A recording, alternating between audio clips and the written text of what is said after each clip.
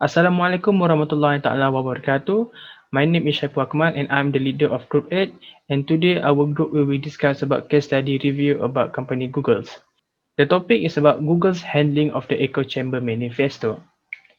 Is the good members of our group? To make it short, the case happened in August 2017. Google fired James Damore, a male software engineer, for writing an internal memo that used inaccurate gender stereotypes. The memo was released to the press, having caused a public outcry and intensifying already stressful situation in Silicon Valley for gender diversity. Following the memo leaks, many reviewed its contents, branding Damore and his memo as anti-diversity, with Google employees and members of the community asserting to be offended by its material. Critics claim that Damore's memo is the kind of prejudice that prevents women out of the technology industry, and also some female Google's employees expressed displeasure with needing to work with Damore. Let us jump to the first question, which is what was the situation being faced by the organization that required the decision? First, Google issued a statement condemning the memo discriminatory content, saying it contradicted to Google's commitment to creating a truly diverse workforce. And then 3 days after the issue, the memo was fired by Google. The reason why they made the decision is because they fired him based on the company's code of conduct. They need to discuss first to make a decision about what they need to do about this case. Googles need to refer back to their rules and regulations to see whether what was being done by their male software engineer violated terms or not. So after that, they fired him because he violated the terms. That's all from my part. I will pass to the next presenter. Thank you. First of all, my name is Nurul Arifah. And for the second question, in the decisions, did manager or managers appear to use good decision making skills? And was the final decision made by a group or individual? So the answer is yes. The Google's managers use a good decision making skills as there are three levels of decision making, which are individual, organization, and business system.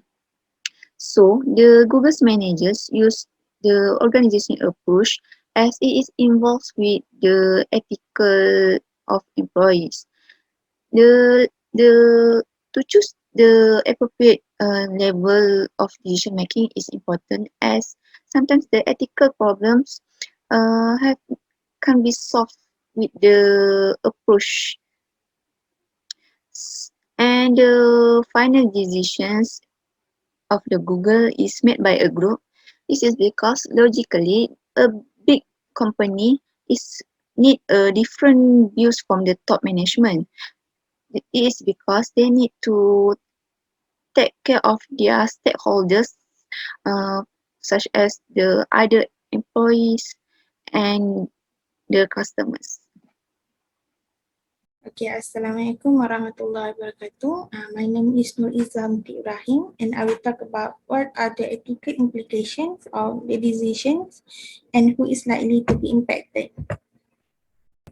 Okay. The ethical implication of the decision that made by Google is all individuals are equal in the company side, regardless what gender we behold.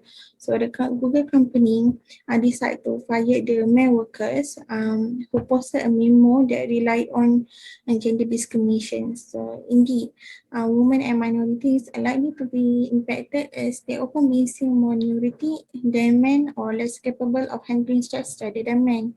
And then the attitude of male workers like Damore that raises questions and different structure between female and male workers shows the existence of discrimination against the gender.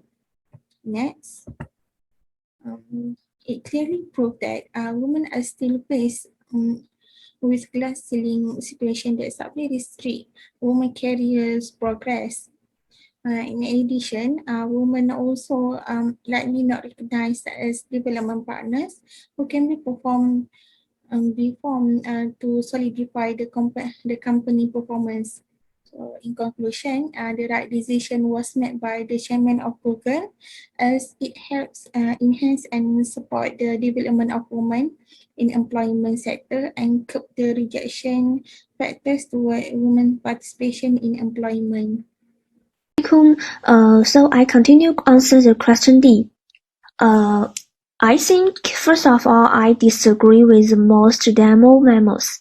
But if the Google fires him only based on the leaked memo, this decision will be questionable.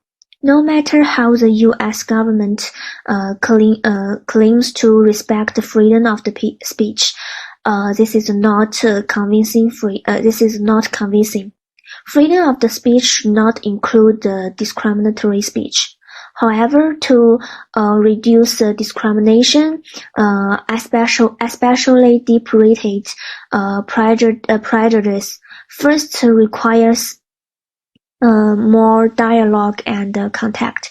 I think Google should address discriminatory behavior that occurred within the company. On the other hand, Google must consider the feeling of the female employees when facing discrimination.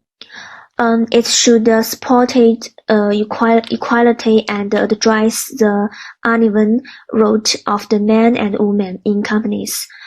Discrimination and employing will not calm the incident, and at the same time, it will be irresponsible for the employees' contribution to the job. Thank you.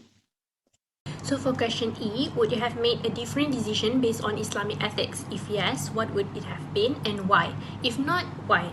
So for these questions, the answer is no. I believe Google's decisions to fire Damore is the right thing to do. He not only has tainted Google's reputations, but he also is a misogynist. He took the wrong steps by making the memo publicly when he still works for Google and should have known that every worker carries their company's name and reputations. If Google doesn't fire him, there's a high possibility that people will be angry and criticize Google for it.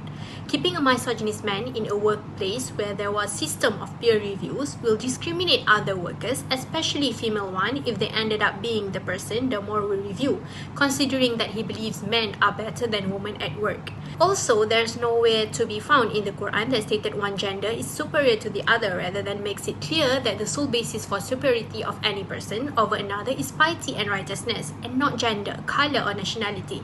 Allah said in Surah Al-Hujurat verse 13, O mankind, we created you from a single pair of a male and a female, and made you into nations and tribes, that you may know each other. Verily, the most honored of you in the sight of Allah is the one who is the most righteous of you, and Allah has full knowledge and is well acquainted. Justice is genderless. Furthermore, there is no text in the Quran or the Sunnah that prohibits women from holding positions of leaderships, with the exceptions of leading prayers, which is prohibited due to the style of prayer, individualism, ego, gratifications, and the denial of spiritual guidance, truth in favor of other man-made ideologies and beliefs are the intellectual and metaphysical backgrounds of opponents of these restricted exclusions. The supreme goal of a Muslim man or woman is to serve Allah and the Ummah in whatever capacity is necessary.